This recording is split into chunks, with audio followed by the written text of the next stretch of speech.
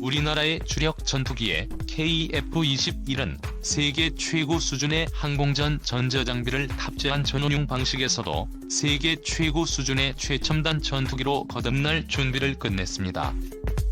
이로 인해 한국의 KF-21 전투기도 일명 코브라 기동이 가능해질 만큼 정밀한 조종 기술을 구사하는 게 가능해졌는데요. 현재 한국 공군이 보유한 그 어떤 전투기보다 신속한 민첩 기동을 구사할 수 있는 것으로 알려졌습니다.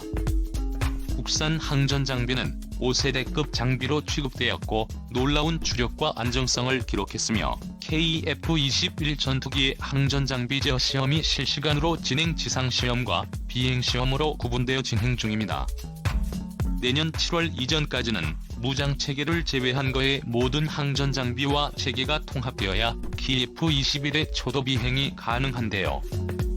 이미 시제기에 국산 에비오닉스가 탑재 중이고 내년 7월 초도 비행 일정은 계획할 수 없는 점으로 미루어 봤을 때 이미 한국은 국산 에비오닉스 개발에 성공했다는 것이 군사 전문가들의 확고한 의견입니다. 이번에 특히 한국이 새로운 항전 장비를 공개하자 중국과 일본은 깜짝 놀란 모양새인데요. 자신들도 고생해서 만드는 중인 차세대 항전 장비를 순식간에 만들어낸 한국의 기술력을 진심으로 두려워하는 상황이 온 것이죠. 대체 얼마나 대단한 장비를 만들었기에 중국과 일본에서 이런 반응을 보이는 것일까요?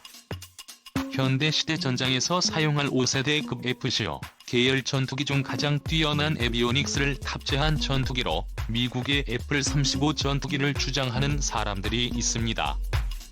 이러한 항전 장비란 에비오닉스 항공 플러스 전자의 합성어로 순우리말로 항전 장비라고 부르는데요. 현대 전장에서 전투기의 핵심 장비 중 가장 물든다는 것을 꼽으라면 항공 전자 장비를 첫 번째로 꼽을 수 있습니다. 그도 그럴 것이 항공 전자 장비는 약 300여 종의 최신의 항공 장비들이 하나의 체계에 통합되기 위한 필수적 조건이니까요. 그런데 대한민국에서 개발을 진행 중인 KF-21 전투기가 현존 전투기 중 가장 뛰어난 최신 사양의 항전 장비를 탑재한다는 사실이 최근에 알려지면서 전 세계 군사무기 매체들의 관심이 대한민국에 집중되고 있는데요. 실제로 미국의 로키드 마틴과 보잉의 입에서 나올 정도로 한국의 항전 장비 기술력은 세계 최정상급입니다. 이것은 로키드 마틴의 스마트 엔지니어들도 인정했는데 당시 한국을 방문했던 로키드 마틴 관계자는 한국의 항공 기술력이 이렇게 선진화된 기술을 갖고 있을 줄 몰랐다며 너무 충격적이라고 전하기도 했습니다.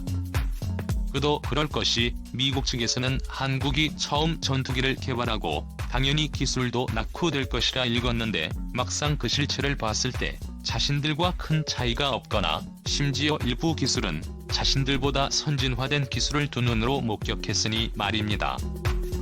이렇듯 전 세계가 인정한 국산 KF-21의 항공전자 장비 중 핵심 전자 기술들이 모두 개발되어 항공전자 통합 시험 장비 내셀에서 성능 검증이 실시간으로 이루어지고 있다는 소식이 들려왔으며 현재까지 한국은 KF-11 전투기의 개발 일정 단축을 위하여 총 4대의 HQ 패스를 개발해내는 데 성공했습니다. 3대는 비행제어 시스템을 담당하고 나머지 1대는 융합 개통 정비 개통의 통합 환경을 구현해 초도 비행의 비행기 중과 설계 검증에 활용하는 아이언버드 시험 장비로 알려졌습니다. 이것은 KF-21의 조종성 평가 시뮬레이터 HQ 패스에 관한 보고서에서 나온 정보로 항전 장비를 시험하기 위해 KF-21과 완전히 똑같은 조종석을 배치시킨 뒤에 조종석 앞에 위치한 넓게 펼쳐진 화면에는 실제 한반도 지형을 똑같이 스캔한 정보가 구현돼 KF-21을 미리 조정하는 시험을 할 수 있게 5세대급 HQ 패스가 설치되어 있다는 게 확인되었습니다. 즉 대한민국에서 개발한 실제 KF-21을 조종석에 그대로 옮겨다 놓은 최첨단 장비인 것이죠. 이로 인해 엔지니어가 개발 단계에서 발견하지 못했던 시스템 오류를 발견할 수 있고 개발 단계에서 조종사가 제공하는 정보에 따라 설계 및 수치 모델이 변경되기도 합니다. KF-21은 항전장비의 통신 항법 식별을 걸쳐 전투기 모든 임무를 담당하는 미션 컴퓨터 분야는 이미 2010년 개발 완료되어 국산화를 완료. 현재는 검증 단계까지 모두 완료하여 실전 배치된 상태입니다.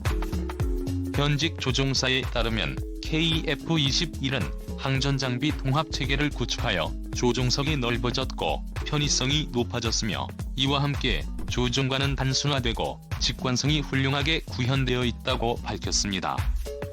한국항공우주산업 역시 KF-21의 조종석 칵핏은 F와 유사한 글래스 콕핏으로 설계되었다고 언급했습니다.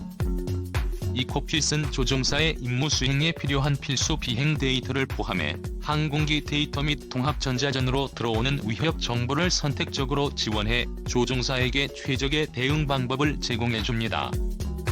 칵핏에서 본 KF-21의 비행제어 시스템은 3중 디지털 플라이 바이어를 채용했습니다. 디지털 FBW는 조종단과 의 비행제어 장치가 융합 시스템으로 물리적인 결합으로 이루어지는 것이 아니라 전자제어 시스템으로 연결되는 방식인데요. 최신의 전투기 기체들은 공기역학적으로 점점 더 불안정한 형상을 설계가 되고 있으므로 이를 보완하기 위한 것이 디지털 FBW입니다.